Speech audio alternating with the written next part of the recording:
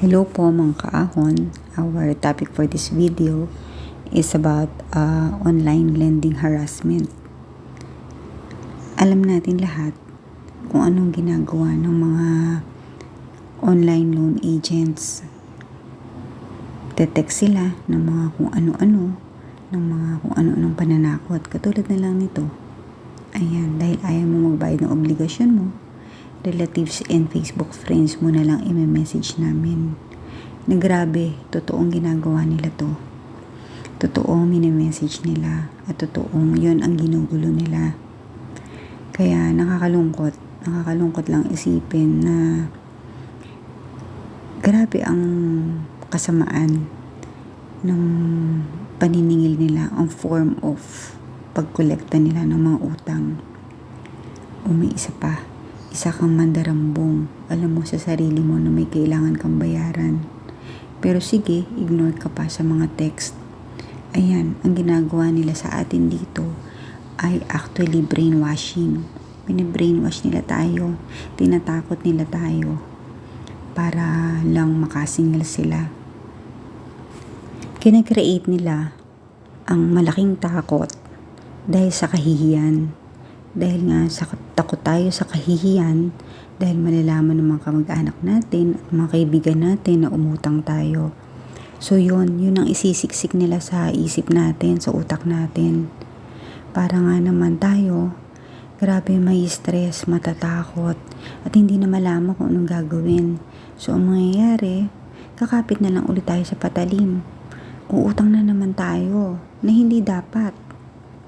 Kapag nararanasan nyo na ang mga ganitong text messages at mga walang tigil na pagtawag nila, ang gagawin natin is block, mute, and report.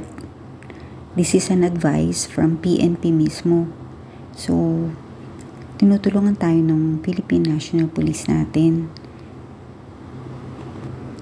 They have created a page na kung saan pwede tayong magsumbong doon sa kanila. Pwede nating i-report sa page mismo.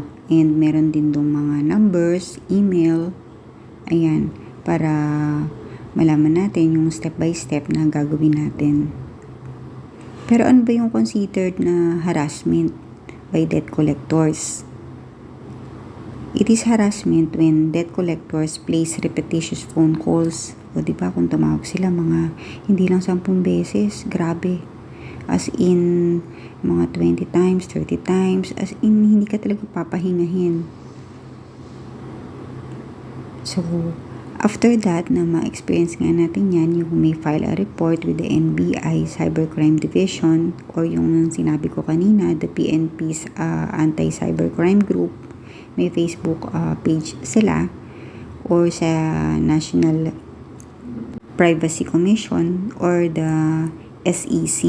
Pagre-report natin, i-ready natin yung mga screenshot na mga messages nila, yung mga recorded calls nila na minumura tayo. Diba? Yun naman talaga kasi yung mga gawain nila eh. So, mga obscene languages na sinasabi nila sa atin na sa tanang buhay natin, di pa natin naririnig or nababasa or ewan ko, grabe, hindi ko may paliwanag kasi mga masasamang salita talaga yung ibibigay nila sa'yo, ibabato nila sa'yo. Just for the paniningil nila, basta lang makakolekta sila ng mga utang. So for now, ayan, ito yung PNP Anti-Cybercrime Group. Meron silang website, email, hotlines, pwede rin kayong tumawag, or ito nga yung Facebook page na sinasabi ko na marami rin kayong makikitang mga posts nila doon tungkol sa mga scams and everything. Malaking tulong na maging aware tayo sa mga government agencies na gustong tumulong para sa mga biktima na katulad natin. So, let's just do our part. That's all for now, and thank you for watching, and please subscribe to my channel at Navi.